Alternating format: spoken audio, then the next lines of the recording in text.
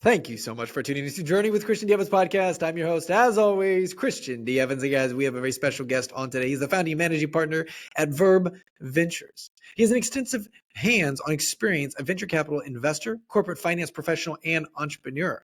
He was part of the founding team of one of Europe's biggest crowd investment platforms before moving into venture and amassing a massive track record of deals and exits involving companies such as Simply Cook, Air Sorted, Hubble, and Home Wings. He's prior to founding Verb Ventures, he was the managing director of another marketplace-focused VC and built an impressive portfolio, which we're going to be talking a little bit about it, and the B2B play and the B2B commerce and the massive opportunity that's in that vertical right now.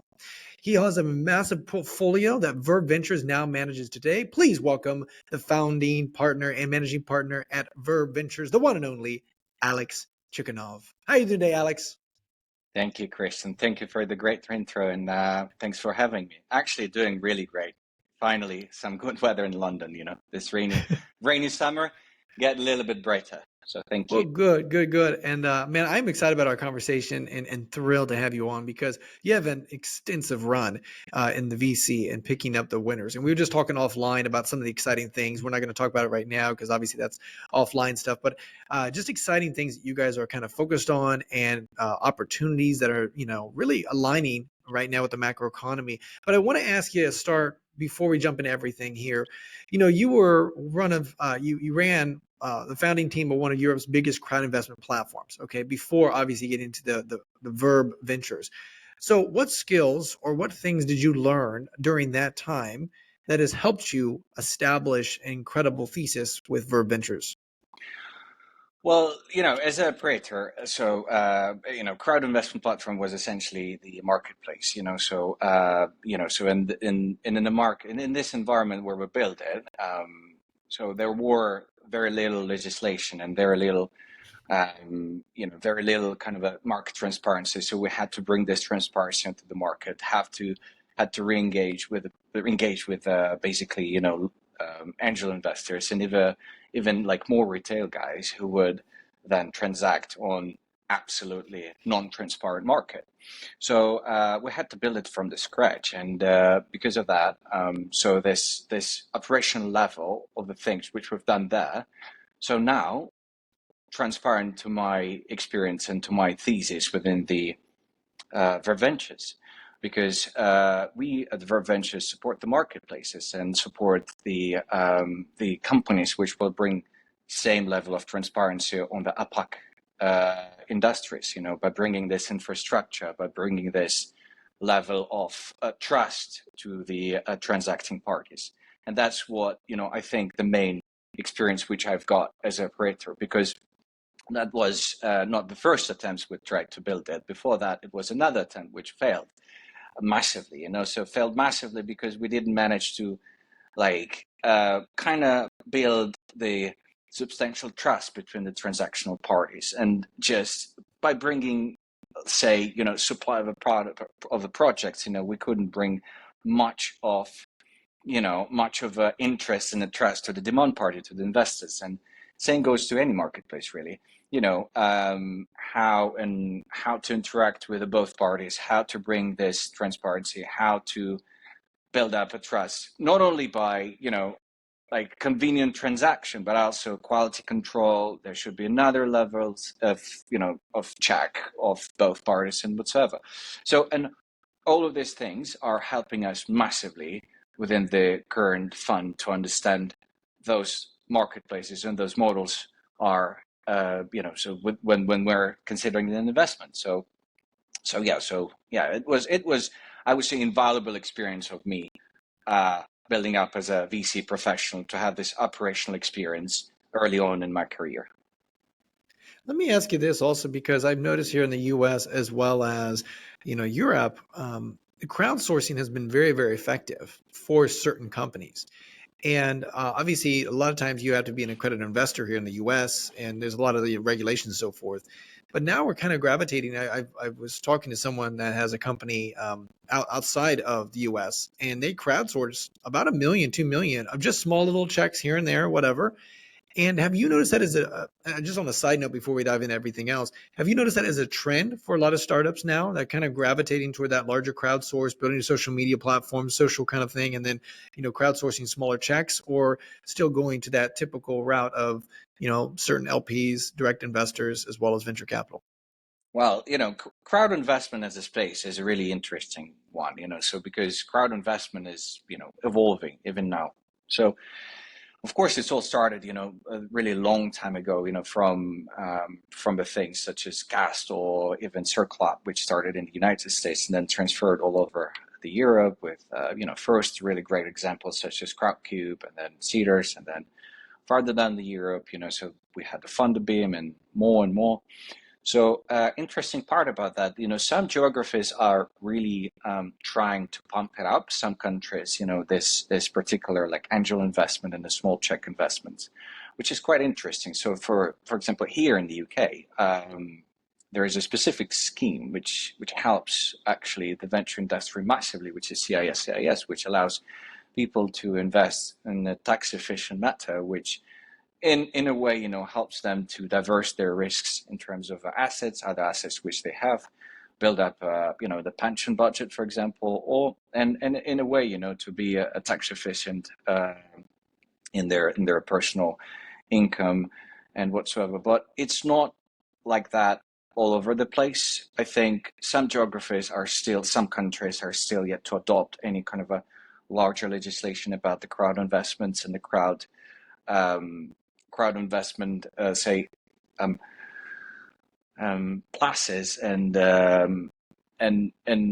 advantages of that. But while we have this anchor examples of exemplary plays such as in the UK or in the US or elsewhere, it ignites the larger like interest for the larger market, which never had a proper access to the asset class because you know through the time so it was very very privileged, so the VC industry and the VC play overall, so because very little amount of people so know about how to check on the startup, what to check, and what distinguishes a good startup versus bad, and then so because it's maybe a bit too costly for people to bid on those, so which then don't understand, which is not really obvious, and yeah, so and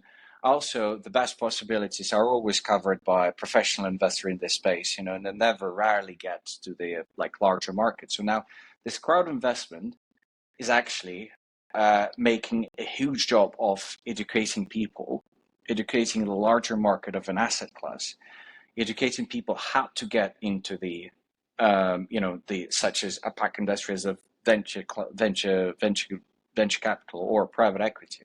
And so there's a couple angles to that. The first one is when we're talking about like direct, say, crowd investment platforms such as I said, the Cedars or Crowdcube.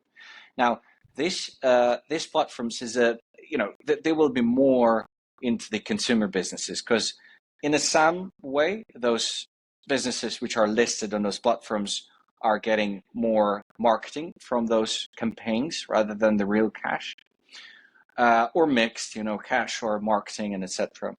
But so if we're talking about so like really good returns on in the industry, or when we're talking about professionals getting their hands on some investments, that's come to the different play whereby the small check investors now can access this class through the eyes of the VCs like ourselves. So there is a bunch of platforms which, I mean, now taking the smaller checks into their fooling the funds which are big enough to be like investing in the best opportunities in the sector and create like the best returns in the class for these investors now.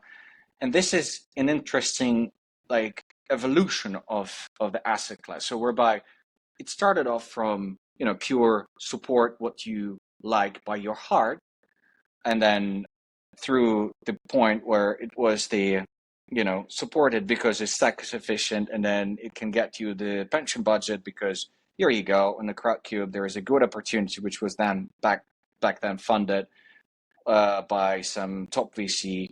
Then you can top up to the allocation whatsoever and become the brand ambassador through your knowledge that you own some stock in the company. And then now, so it moved even further to the point where the people are not topping up on top of the check which VC or PE invested, but they're actually getting to the VC which invests in the best possibilities. So they're not even choosing it; they're choosing to invest in a portfolio of those best possibilities out there. So and there's a great example of the later, so which is Moonfair, which is absolutely unbelievable. We checked their growth and latest round, which is just supports the overall thesis.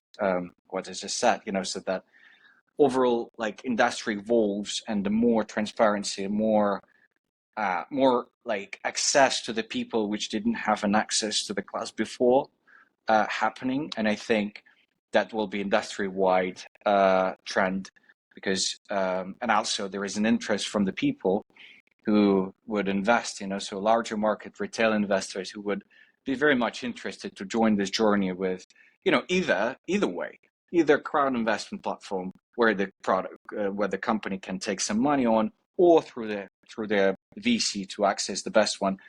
Of course, the one is like a bit more expensive than the other because when you're investing through the platform to the VC, you will get some cash out through the management fees and whatsoever. Whereby with a crowd investment platform, you just go direct, and that's on your risk. But then there is a different return, risk return ratios to that, and whereby you can invest on your own. Here, you're supported by the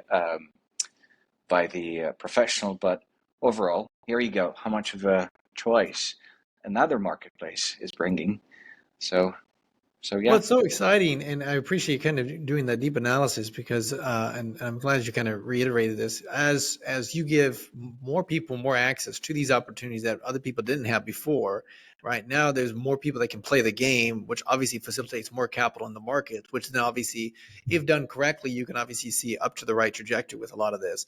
And I think that's one of the reasons why here in the U.S. we're seeing a lot of companies stay private, even when they're at $1 billion valuation and more. They just stay private longer, just because there's more capital in the market and there's still a lot of internal rate of return that can be tapped out before they IPO and so forth. So it is very interesting, and like you mentioned, there's a risk reward for both, right? When you work with a VC or an angel investor, a lot of times you're connecting with those that have expertise in that system or operation, or maybe a big Rolodex, or incubator that you can be plugged into as a founder or as a startup and really help understand, okay, what does that look like?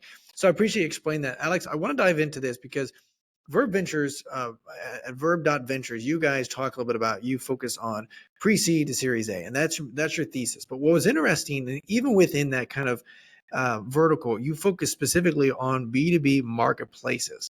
Now, there's different industry agnostic because you focused on CG Hero, you've focused on a construction tech startup, you focused on Laundry Heap, which is another disrupting the laundry and dry clean industry. So there's just a lot of different verticals that you've invested into the B2B marketplace. But before we dive into it, one of your most recent press releases, you guys talk about the silent giants of commerce. And this is the reason why you focus on B2B marketplaces, and you kind of unpack why you guys focus on this. And it just made sense to me. It's a big game. It's not like one of the big brands that you guys tend to know, but they're $1 billion opportunities and so forth. So first of all, unpack, what was the evolution? Did you guys start out with B2B marketplace as your kind of vertical, as your focus, as your niche, if you will? And then what did that look like? Yeah, of course. It's actually a great question. And funny enough, we just had like a few days back this internal discussion about where this analysis brought us is to the very interesting place whereby we just started, we understood that, so this competition for this opaqueness, to bring this, to bring transparency of this large B2B commerce opaqueness, so it's far larger than we even thought. So because it's we generally when I focused on in this article an analysis of this great exemplary, I think. The one name which I would probably never forget, the Ariba, so whereby the guys became like this silent giant of e-commerce, for a very long time. So I think that was this interesting place, so where we decided to go even deeper than before, so to this procurement systems, because we realized that it's even more than just a B2B commerce. There is a procurement place for nearly everything, literally everything, from tickets to the events, all the way to, to the procuring labor for the CGI industry. But yeah, to unpack it a little bit, how we evolved into this. So as you mentioned, right, so before starting at Verb, I was the managing director of a firm called Sova VC, which was investing in many things, so in many different topics, or fintech in focus, prop tech in focus. We've invested in, because of my example, to the B2C subscription kit for the vitamins called Feel. So now, when we first started to dig into the like B2B marketplace space, we found this absolutely amazing and interesting insight that, so if you're moving down to the value chain, supply chain, so from being completely consumer, whereby the businesses procuring it also, well, selling anything to the consumer. So if you're doing it a little bit backward, so you would see that there is so many niches which exist and no one knows about it. So that brought us to our first investment, which we've made into the space. That is a Geomic. So who would think about that there is the company which brings the transparency on the market, which calls low volume manufacturing. Basically, that's when anything is being developed or in a prototyping stage. You can order any part which is being prototyped for the platform, and instead of 3 months, which would be so if you go without the platform to procure such things, with the platform you would do it within the 3 to 4 weeks. You will get the same part with the same outcome to the absolutely different level of convenience for the procurement department of any prototyping business, or for any kind of a consumer related, or any business really who is prototyping stuff. So brought us to the idea that this market was not even obvious for us, so if you think about it, I mean, what comes to your mind when one talks about low volume manufacturing? For me, it's just, for me, honestly, it brought me to the Gorilla Glass. I thought, hey, it should be Gorilla Glass who is, testing stuff, testing the density of Gorilla Glass, testing the how much it can handle. But truth is, this market is huge. It's more than $1 billion. It's so vast that there is huge demand for the services, huge supply of the engineers who could do that. And also there is an engineers who are retiring or doing the side job, or actually working to their own construction bureaus, which are doing specific jobs, very specific, such as some working with a carbon only, some working with a metal fining, or any stuff like it. And there is no infrastructure for these people whatsoever.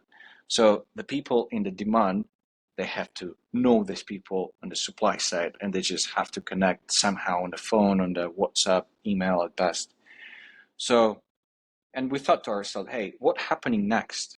So after that being procured, so prototyping stage is off, so what's next? And moving by supply chain, we identified a few sectors where the marketplace can exist as well. So, so selling the phones wholesale, so which is obvious. Less obvious is obviously the supply chain, so the logistics. Beyond the logistics, there is invoice factoring for both parties for every step of the way supply chain distributors, wholesalers, everything. So, and if you like disassemble the whole supply chain, you will see so many tiny segments which are more than $1 billion in their volume, in their volumes, so, and they're all having somewhat, like, I would say, the good DNA for becoming the marketplace play. So, and that's how we first thought to ourselves, should we focus more on the marketplaces? Should we actually learn more of a space and dive into this? So going forward, of course, SOVC had an unfortunate end because, like, the anchor partner of a fund went into administration, and I was left with two options: whether to close the firm and move on, or save my portfolio and roll over it into the new fund. And that's where my partner Tom came. So, which helped to bring some capital in order to do the GP-led secondary and to do the continuation fund. Now, why is it important? Because, so I thought to myself that, so there is a couple of firms to which I can share my, share my excitement about B2B marketplaces in Europe, few in the States. But then, so when it comes to the partner who can support me, so I thought that this, like, quite hard to find, someone who is like as much as believer as I am into the space in order to actually follow on this thesis, because I thought to myself that, B2B space was so underserved. So, and we spoke about it with Tom. So when with our anchor partner went to the administration, Tom suggested that, so we would join forces to bring on this particular thesis of the marketplace play. Why is that? Because he had this experience as well. So he had this experience of, bringing the transparency on least transparent industry, which is betting. So, and this combined love for bringing the transparency, bringing the infrastructure for those very distributed, very small, and like small bites as comparably, but then large in the volume markets, which are, yet to be disrupted in the ways and yet to be brought into the, to the light of the tech, and then to battle this opaqueness on the market. So we combined forces, and then, so that's how we became the Verb Ventures, so the firm which specifically focuses on the marketplaces and B2B marketplaces, to be very specific, niche B2B marketplaces, which is very specific. And yes, there is like a model which can be industry agnostic. There is so many, as I said, so many industries which are still using pen and paper.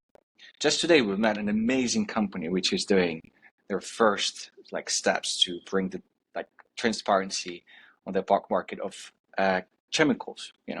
They're trying to disrupt this absolutely crazy market of chemicals, whereby they will bring this transparency for both sellers and buyers in order for them to procure efficiently, deliver efficiently, and then just be able to do business efficiently, basically. So instead of again calling people, do the email, do the Excel sheet with the preferred suppliers, or even go SAP with a very expensive integration, now this marketplace hopefully will bring this transparency on the market.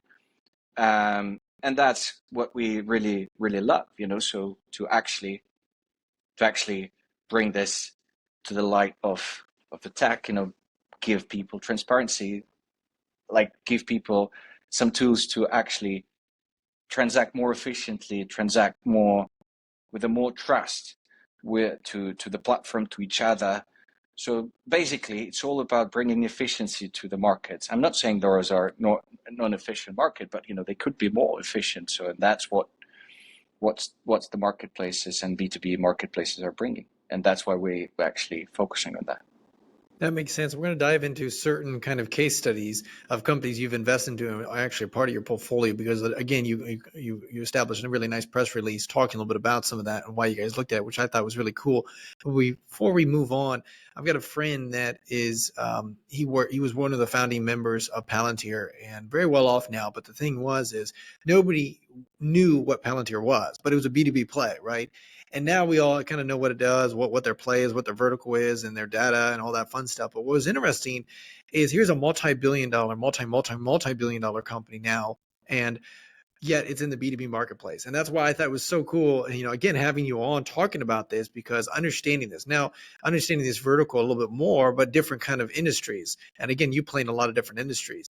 But let me ask you this because you also, because you're in the B2B world, they tend to be longer sales cycles, right? Because obviously you're dealing with larger companies and trying to solve their problem or solving their problem with your product, et cetera. Now, the thing is, that is typical. Sales cycle tends to be longer in that kind of vertical. However, though, if there is such massive pain and their pain is so horrible that you really don't have to worry about the sales cycle because at the end of the day, if they're paying and they need that product or your product, then that can be very efficient.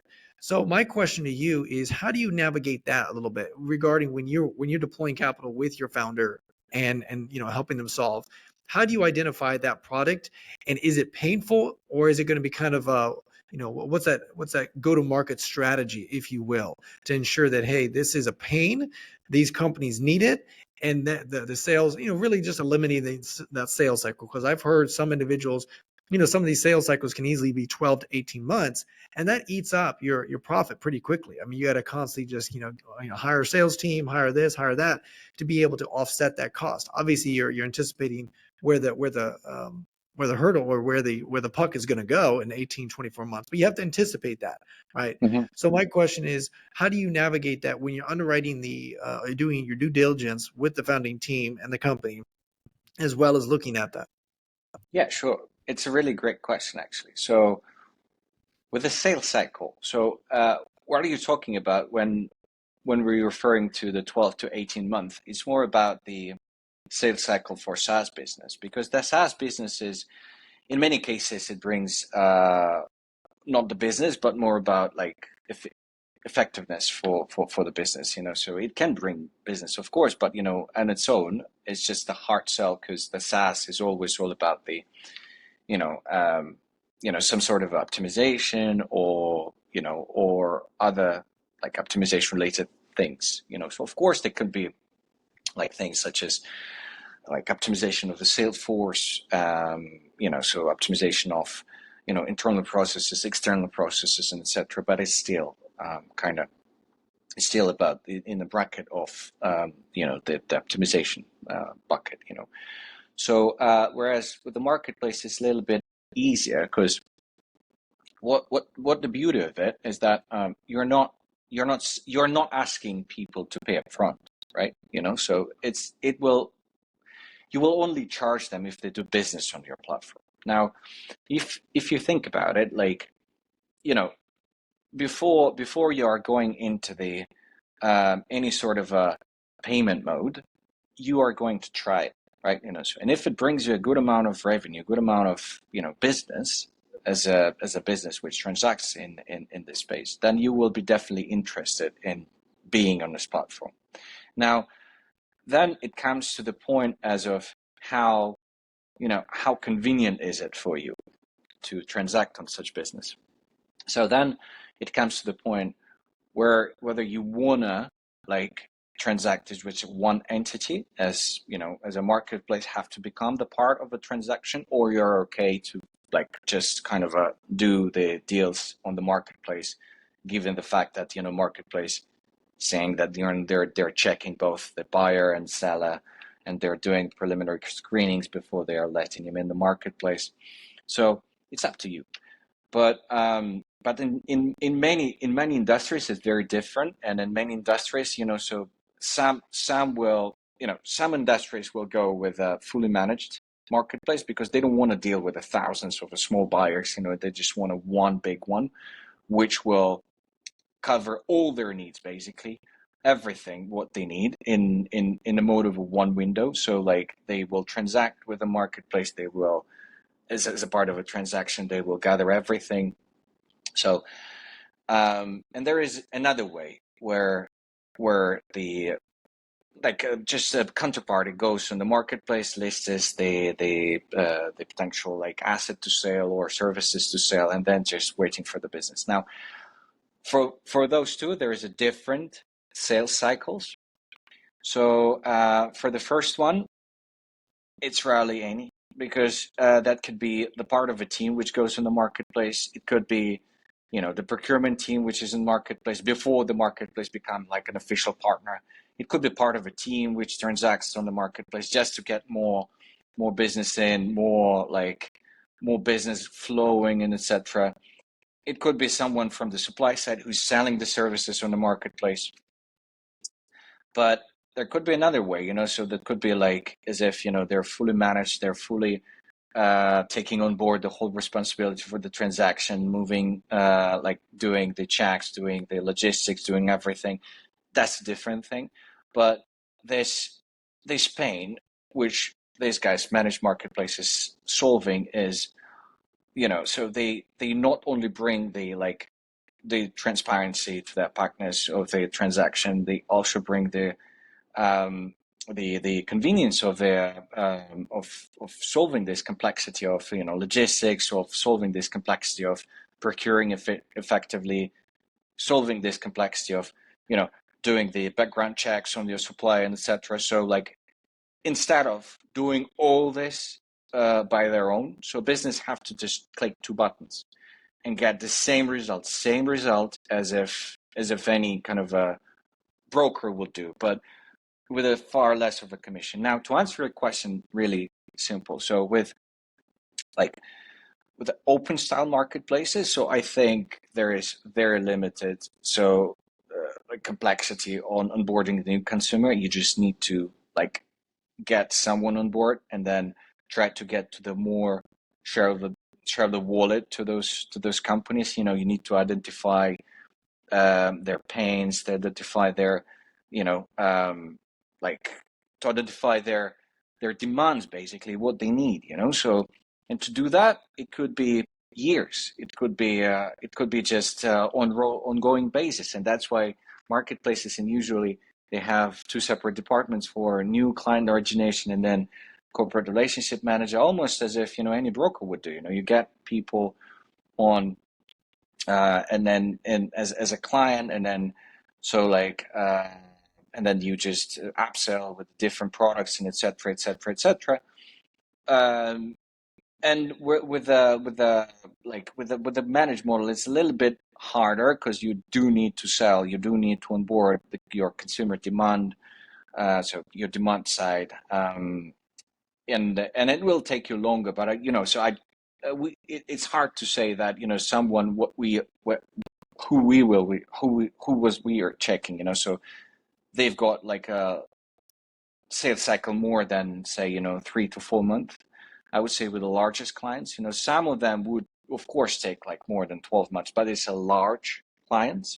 In an usual case, marketplace would not be very much into to take the large clients, because the large client can create this deviation from the liquidity, create this deviation from the main idea of transaction and liquidity going on in a marketplace. And in usual case, these larger clients are needed far far later in the game, when they're starting before. So we're just focusing on the two things: on the transaction side of things, on liquidity of the marketplace, how well the supply loaded, how much of a demand needed to load the supply, how well they're transacting with each other on the marketplace. And that's what we're focusing in our core. So because if there is not enough of supply to cover all this demand, so the only thing the people have to focus, the founding team have to focus, is to bring more suppliers of the services or goods they're selling. So and vice versa, so if there is lots of supply and there is literally no demand, push on the marketing ads and bring on more clients on board. So that's basically like leveling down supply and demand, and just to kind of understand what they need at the certain amount of a certain point of time, and what amount of both they need to bring in order to procure efficiently, so and transact and bring liquidity on the marketplace. But then further down the line, when the things are keep rolling, then you need to think about um, the CRM part, customers, so CRM part basically, and that's where the second part of a sales team comes in. Then you can get to the deeper share of the wallet for those companies, and then it's just keep on rolling. And again, balancing this again and again and again. So it's like it's never-ending play, really. So it's just because if you're serving the big corporate player, which uses the first time marketplace for immediate task, last resort, they need to create like some, I don't know, something, right? Really quick, so some part, say, as a geomic, they need to bring, I don't know, antenna to the cell phone so that it will fit their prototype, so they're procuring it for the platform. They see efficiency, they see they can use it like before this moment of of critical moment that they need to procure it like immediately almost. So, and that's how the marketplaces are going deeper in the share of the wallet to their clients. So it's ongoing and balancing more than just focusing on when you sell and how long it will take you to sell. Well, I'm definitely tracking on that, and I appreciate unpacking that because that's what I was intrigued with. Is I do know in the B2B play, the margins are much nicer, and they obviously you can scale a lot faster because obviously when you have margin, you can shove it right back into the business and obviously scale and so forth. And then also you realize you can hit 8-figure, mid 9-figure business with relatively not as big a client base, right? You can go for the bigger fish, if you will, or the mid-sized fish, and bring in a lot of cash flow. But like you just mentioned, it's that sales cycle, but that's back and forth. Now, you mentioned something I want to loop back on. You said kind of upselling some of the clients. And in this article, you talk about full stack model, which is full stack marketplace assumes a greater degree of control and responsibility over transactions, aiming to capture a larger share of customer spending. They strive to ensure consistently supplying inventory, quality control by owning multiple parts of the value chain. So basically, owning multiple parts of the value chain, which basically means to me, now all of a sudden, the stickiness of that client goes drastically higher and the churn drastically decreases because obviously when you have a client working with you or a customer working with you and they're buying numerous things from you, the likeliness of them going away is very unlikely, right? Which is very valuable. However, though, what I'm curious on as a venture capitalist, this is down the stage of this company. And I'm curious because first you have to focus on one product, one thing to get them to scale to at a certain level. And then that's when they can start adding upsells or, a full stack kind of model. My question to you, Alex, obviously working with a lot of these companies and hitting that kind of, that tailwind. At what point do you feel like these companies should focus on that full stack where you start realizing, okay, we had a good client base. Now let's go ahead and add other value items that would be necessary for a good upsell and decrease the churn rate and increase the lifetime value of these clients. Is it a dollar amount? Is it a team size? Is it just, you're hitting total addressable market? And then there's like, what goes into this analysis or these projections to determine, okay, now we want to go ahead and start adding these other verticals? Yeah, of course. So it's a great question. So full stack. uh, But before we're going into this, so the full stack is basically, so usually they're not becoming the full stack. They're born this way, right? So they're just handling the whole transaction like from straight away, because Oh, going from the open marketplace and restricting access to the opportunity, may be not very beneficial for your business, because when you're restricting this economical opportunity for the demand side, you probably get someone like dropping out because they're saying like, "Hey, we don't need your decision. We would like to make our own," right? And vice versa. Some full stack guys, so they will be just giving you this solution. You push the button, you get 3 quotes, and that's it. That's all what's necessary for you, right? That's a little bit different one. So now, when we're going into the full stack model, which so say focused on the particular niche or particular product within the niche. So when to go to the different product, right? So as it goes, some say commodity marketplaces, they may spread themselves a little bit too thin within the product categories, so, and that's why we couldn't see like much of a chemical marketplaces are major chemical marketplaces are in place inside of one in the thousands. So Jimmy Space, I think. So why is that? Because like they're not really solving the core problem and the core issue within the client demand side base, because they're not like attacking specific like category of or specific chemical which have to be procured. Because some of the clients, they don't need like the whole thing. They need like a one specific chemical to be procured more efficiently, or couple, or like even 10, but so it's still within the like really close proximity from each other. So, and I think the great way to do it is when you feel that you're covering most of a potential demand and supply within this product category, you can then move to the different one. What is interesting about this approach is that it can potentially create a network effect within the marketplace, because all of a sudden you have almost monopoly within this like segment or product category within the specific niche. Then when you're adding the new one, there's people who are already transacting with you on this niche. They may be requiring some other chemicals, and then all of a sudden you're getting to their deeper share of the wallet because they already trust you. You build a trust, so they know that you can transact within this potential like segment, and then you can bring the same level of service, the same level of transparency, the same level of efficiency, and then you can bring more people in, and then you can be able to market this both categories to the more people within your demand side. And so now it creates like a whole network effect within the different niches. So, but there is a different like places. So in commodity it may work. So in different like industries, such as, for example, the CGI industry, right? So how you determine there whether you would like to say go to the games or films or engineering, right? So those are by itself like movies of 50 billion. The games is another 50 billion, and then so like, and then there's engineering is another 50 billion, and then so which to focus, right?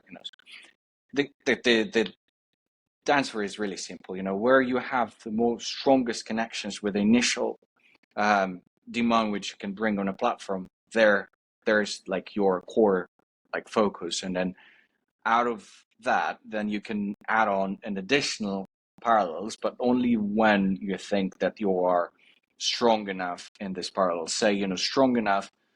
There is always some companies which are big enough to say I'm serving most of gaming companies globally. I'm serving most of logistics companies globally. So at that point, then you can think of so how where to move, because at that point, no matter how deep you are in a customer wallet, you are building this relationship with them.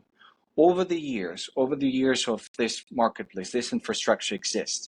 You will build more. They will unload more business into your platform, and then you can be able to transact it through your supply. You can be able to load your supply with this demand, and then you can be able to bring more business in the platform, and then of course the platform will prosper.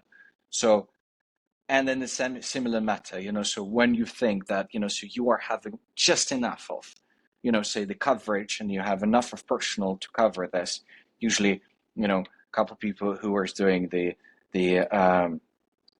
relationship management, a couple of people selling to the specific parallel in the specific niche within the industry, then you can add more people, like unload more segments.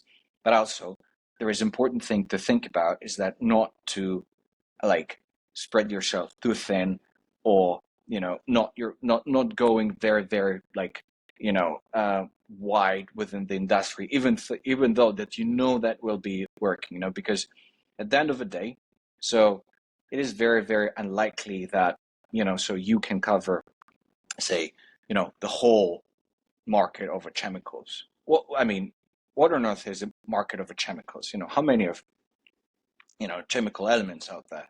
How many of those compositions out there? It's just such a wide market, such a niche market. Focus on first, roll out there, did this like specific niche, and then move to the next one. Do it all over again. Again, exercise of leveling out the supply and demand. Go further with like balancing these two things, and then just keep on rolling with the different industries, with the different segments of the industry, and that will create this massive powerhouse of marketplace. Like, it's a great example. It's not from the B2B space, or else, so why not to dive into the B2B space actually. So the one which I'm talking about, Ariba, right? So Ariba is absolutely unbelievable example. So I mean, I can't imagine, so my excitement. So when I first heard about that, so the Ariba example is very, very interesting because it shows the resilience of this vendor network, and it shows that so even in the darkest hour of the dot-com bubble burst, so it's still kind of a rocketed in the terms of revenue. Why is that? Because it just gave people convenience to transact, gave people convenience to do business within the platform, gave people to convenience to actually keep on pushing without any kind of a additional cost. So just come on our platform. If you want, you can do that through the SaaS tool which we have. If not, just you will be another vendor. Why wouldn't anyone join this? So it's just like, it's exactly so like the play for the marketplace, and exactly like the way of building up the platform and building up the subsegments within the platform for the procurement, right? So and that's I think the key thing here. See, it's so interesting, and I'm so glad you're kind of unpacking this at a very deep level, actually, because you're not only starting. I was thinking, obviously, this is down the level or down the stages of full stack, but you're saying, hey, we're looking at this, and this is how you look at it. This is how you unpack it, and this is also one of the reasons why you invest into these kind of systems.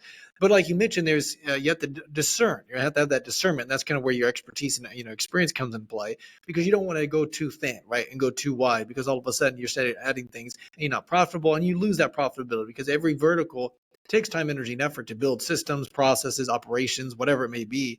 So you have to kind of put that into kind of context a little bit. But again, that's why you guys are able to ride alongside your founding company and help them along through that process. So I want to talk a little bit about the construction tech startup Yardlink. Now, I know some construction guys. I don't know too many people, but the construction industry is so funny to me, because I've seen so many opportunities that they could optimize and build more efficiency around their systems, their processes, just things.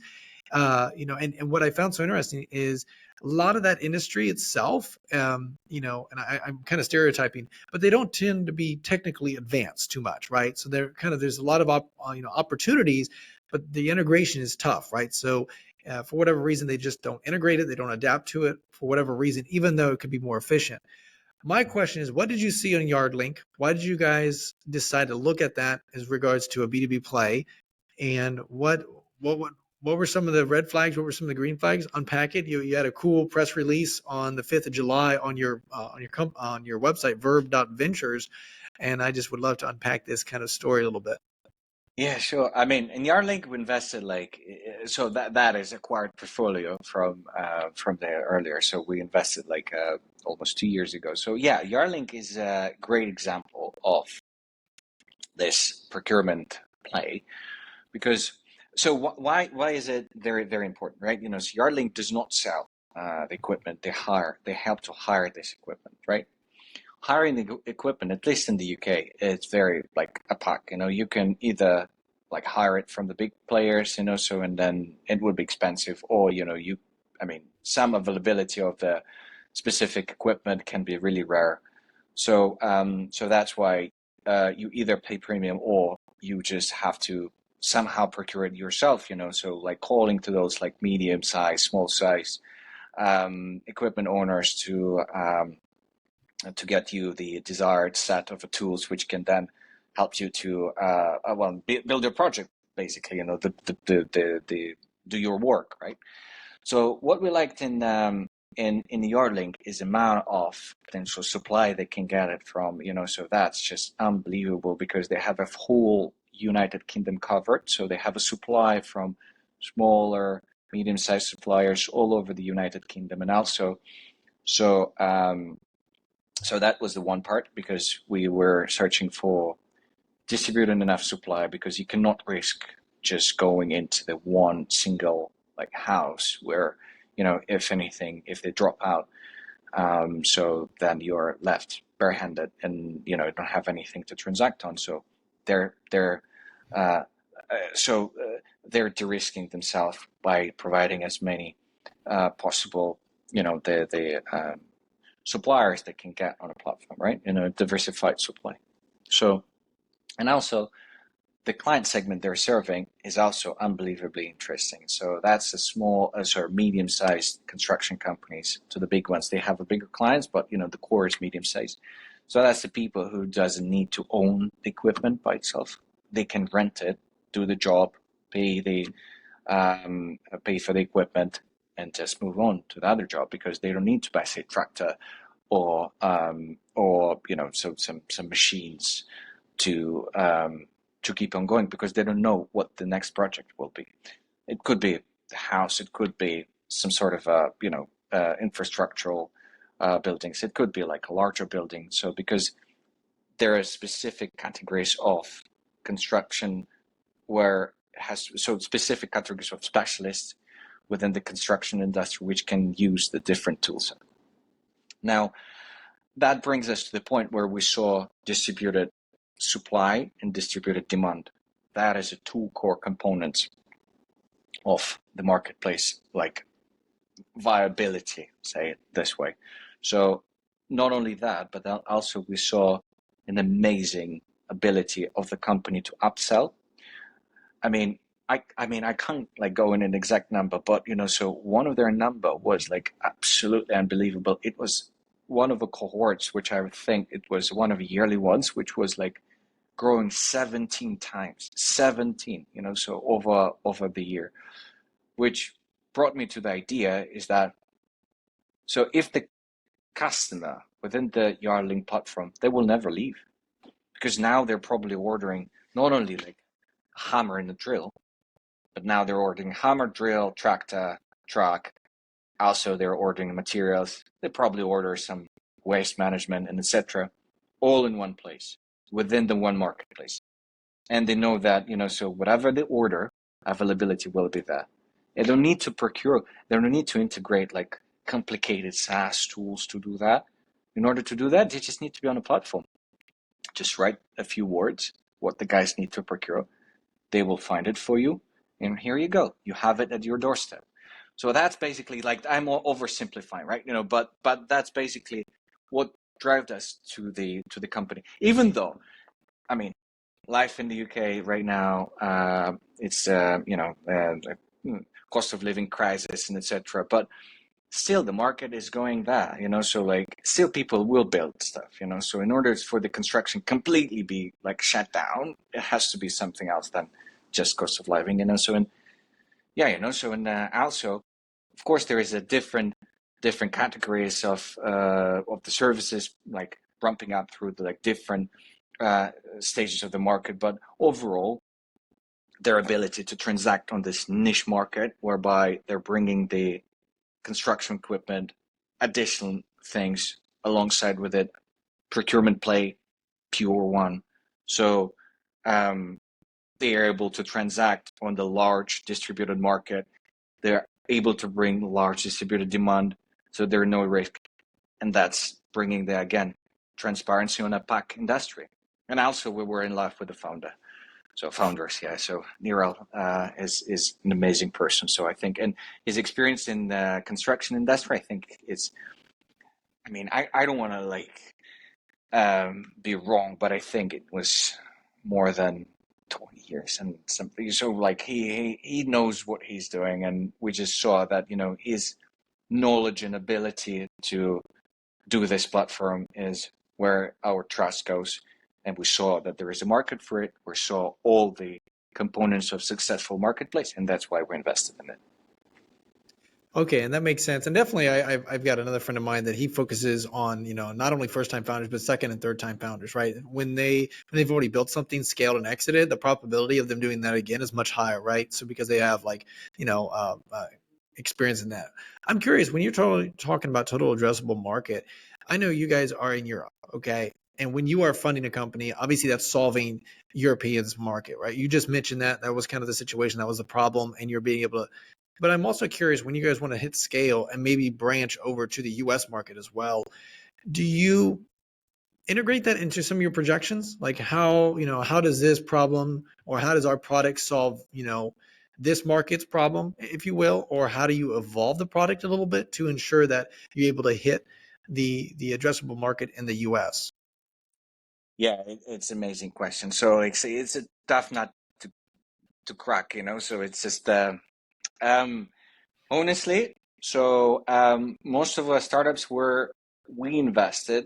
So the guys are looking at the US market as a last step. The reason for that is US market is so big, it can be compared to the global market in its own. It's a global market within the global market. So in order for you to prepare for this market, you need to make sure that you're nailing your home geography, because the only way how you can be effectively competing with US players is by telling, hey, I'm owning like Europe, now I'm competing with you, so it's just and it's a hard thing to do, because but some of the UK companies and Irish in specific companies, they're not looking at the Europe at all. They're going to the United States, like after they're nailing like the home geography. So it's like depending of what market they cater. So for example, the CG Hero, they're less of a Europe, more than US, because US is most of movie studios, gaming studios. Of course, there is a brilliant studios in Europe, but there are less of it. So more demand is coming from the States, and that's why they're most of efforts going to this like US market. But it depends on the industry. So because, for example, we've looked into some marketplace which captures the scrap metal, right? These guys will not even look at the US market, because the scrap metal in Europe, selling it to the Asian countries and to the other like to within themselves, to transact within Europe. So it's more than enough for them, and to create like a powerhouse, it's more than enough. But so some of the companies are going like to the States from day two. Day one they owning their own market, day two they're going to States, which is fair enough, and it's a fair for smaller geographies. So because for them going to the UK or US, practically the same thing. So when we're talking about like Israeli startups, for example, Israel is an amazing hub for tech talent, for tech entrepreneurship, and for tech in general, right? But the companies you rarely see like Israeli companies here in the UK. More of them are going to the United States, because practically for them it's the same thing, same effort. I mean, so like same effort to go to the UK or US. Of course, comparing two, they will choose US. So, but when we're talking about larger companies who are potentially can scale to the US, before they're doing so, they have to prepare. They have to go in deep dive of the market. They have to understand in depth what the market need, because like the US market may be very different from US and European one. So like they probably need some local team which can handle some US expansion. again, so when you're going to the US, they need to choose what's the best region, whether it will be the East Coast, BTC states, or the West Coast, or will it be enough just to go south and Qatar south?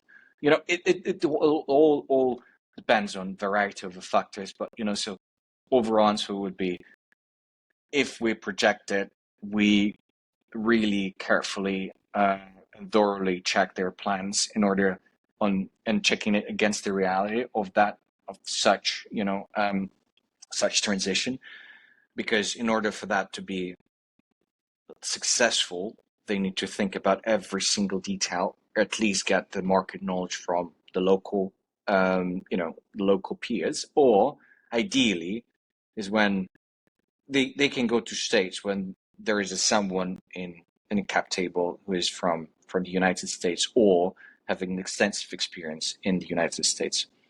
But that's a huge journey. That makes sense. And I know, again, just to give context, this is like when you are already at that mid 8-figure, high 8-figure, you could scale pretty big just in Europe, right? But what the way you're looking at projections and building the projections is you're looking at other surrounding regions that would be easier to convert, or maybe are facing the same problems. It's not an automatic solution to say, okay, well, we've dominated this addressable market here in Europe. Let's go to the US, because you're looking at the data and saying, well, it's not the easiest conversion. We may want to go to other different areas that align with the thesis and then be able to convert them, hit that addressable market. And then, of course, maybe like you just mentioned, later stage, or if you have a venture, another cap, someone on the cap table that can bridge that gap.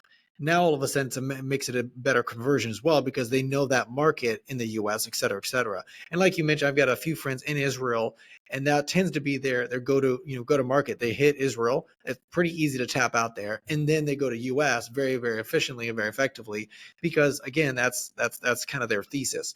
But the way you're describing it is, hey, as long as we're I like how you're very analytical and the data driven and focusing on actually addressable markets that are facing the problem that you're having. It's not just a common step to go to US if it doesn't align with the thesis. So it does make sense. I appreciate unpacking this. Alex, I appreciate you just being on our podcast, just talking about the B2B marketplace, the opportunities there, and really just the massive, massive trajectory and tailwind this kind of niche has. And a lot of people just don't see it. They don't get it. They don't know how to underwrite. And it's just been really fun to talk about how you guys look at these deals, how to do diligence, the underwriting, as well as your thesis in regards to, obviously industry agnostic, but also very niche specific in your approach, and the evolution behind your story, what you've learned from your skills, from, that network effect to that crowdsourcing to obviously now running and founding managing partner at Verb Ventures. For Alex, for those that want to reach out to you, maybe learn a little bit more about Verb Ventures and their thesis and your guys' thesis, and maybe reach out and connect with you, how do they reach out to you, my man? Oh, very easy, actually. So that would be my email, which is ac@verb.ventures. Easy to guess, but so or just LinkedIn. I'm trying to be active on LinkedIn. I'm trying to check all the messages I've got, and trying to be helpful to all the founders or fellow investors which can reach me, which are reaching out to me, so that to share ideas or to share my knowledge and expertise, and be just helpful for the industry. Awesome. And make it simple, guys. I'll put all of his links down in the description. So I would highly recommend reaching out to Alex. Just connect and build synergistic relationships and see where it takes you. Guys, that is my friend, the founding and managing partner at Verb Ventures, the one and only Alex Chikunov. Guys, that a Journey with Christian D. Evans podcast. Until next time, be uncommon if you can.